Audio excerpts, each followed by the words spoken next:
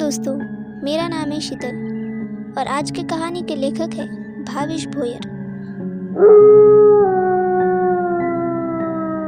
करीब शाम के 9 बज रहे थे। मेरा नाम मोहित है। मैं अपनी कार से घर जा रहा था। सुनसान हाईवे पर आज एक भी कार नहीं दिख रही थी। मैंने अपनी कार पर लगा रेडियो चलाया और कुमार सानू जी के गाने सुनते हुए चलता जा रहा था।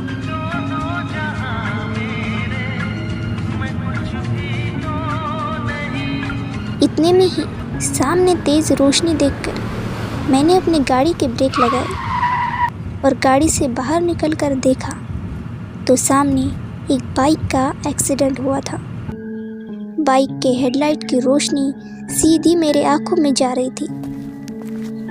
मैंने आगे जाकर देखा तो रास्ते पर एक लड़का और एक लड़की बुरी तरह से रोड पर जख्मी हालत में पाए गए। एक्सीडेंट इतना भयानक हुआ था कि उसे देखकर मुझे थोड़ी घबराहट होने लगी, पर मैंने हिम्मत दिखाकर दोनों को अपनी गाड़ी में लेकर नज़दीक के हॉस्पिटल में ले गया।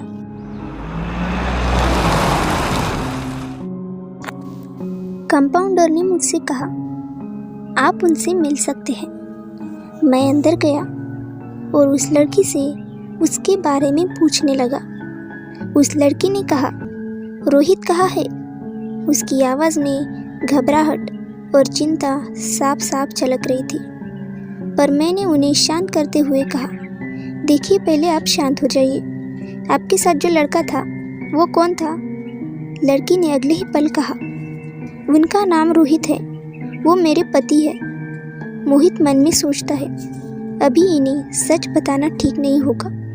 मोहित कहता है, देखिए आप घबराइए मत, डॉक्टर उनका इलाज कर रहे हैं। आप पहले मुझे बताइए आप लोगों का एक्सीडेंट कैसे हुआ? एक्सीडेंट का नाम सुनते ही वो लड़की और घबराने लगी। मैंने तुरंत उन्हें पानी की बोतल दी और कहा, आप पानी पीजिए और शांति से मुझे बताइए। उसके जवाब में लड़की कहती है, मेरा नाम श्रुति है।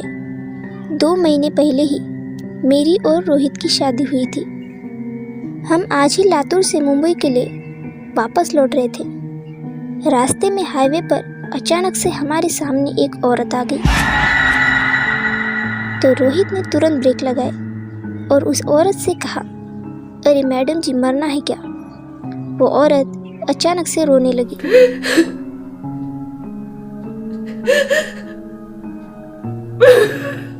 मेरी और रोहित की नज़र एक पल के लिए दूसरी तरफ गई तो वो औरत अचानक से गायब हो गई। रोहित ने कहा, अरे ये औरत इतनी जल्दी कहाँ चली गई? अब हम दोनों को काफ़ी डर लग रहा था। रोहित ने तुरंत गाड़ी चालू की और हम वहाँ से चले गए। थोड़ा आगे बढ़ने के बाद रोहित ने गाड़ी के साइड मिरर में देखा तो एक कार उनका काफ़ी देर से पीछा कर रही थी। काफ़ी देर तक कार का पीछा करते देख रोहित को बहुत गुस्सा आया और रोहित ने तुरंत गाड़ी रोककर कहा, पाठलाग कशाला करतो आमचा? मतलब हमारे पीछे क्यों आ रहे हो? मैंने रोहित से कहा, छोड़ो रोहित, जाने दो उसे, तुम जल्दी चलो यहाँ से, मुझे काफ़ी डर लग रहा है। इतने में ही हमें रोड की साइड से एक औरत की रोने की आवाज़ आई। जैसे ही रोहित आवाज़ की तरफ बढ़ने लगा कि तभी मेरे कंधे पर किसी ने हाथ रखा।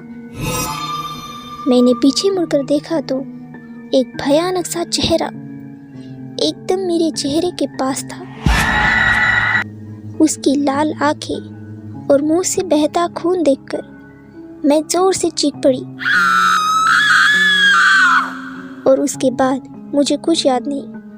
मेरे शरीर पर इतने घाव कैसे आए और हमारा एक्सीडेंट कैसे हुआ, मुझे कुछ याद नहीं। मोहित भी यह सुनकर सोच में पड़ गया। मोहित ने कहा, आप दोनों मुझे रोड पर जख्मी हालत में मिले, इसलिए मैं तुरंत आप लोगों को नज़दीकी अस्पताल में ले आया। मैंने सोचा ये बात मैं आपको बाद में बताऊंगा। जब मैं आप दोनों के पास आया तब आपके पति की सांसें नाक के बराबर चल रही थी और अस्पताल में लाते ही डॉक्टर साहब ने कहा हम रोहित को नहीं बचा पाए।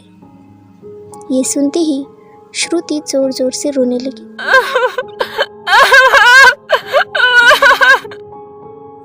तो दोस्तों, कैसी लगी आपको ये हॉरर स्टोरी? अगर आपको भी ऐसे हॉरर स्टोरीज लिखना पसंद है या आपके साथ भी ऐसा कोई हादसा हुआ है तो हमें ज़रूर भेजें। आई होप अगली कहानी आपकी हो। अगर ये स्टोरी आपको पसंद आई हो तो हमारे वीडियो को लाइक कीजिए और हमारा चैनल अगर आपने सब्सक्राइब नहीं किया है तो सब्सक्राइब कर दीजिए और बेल वाला आइकन दबाना मत भूलना। Thank you.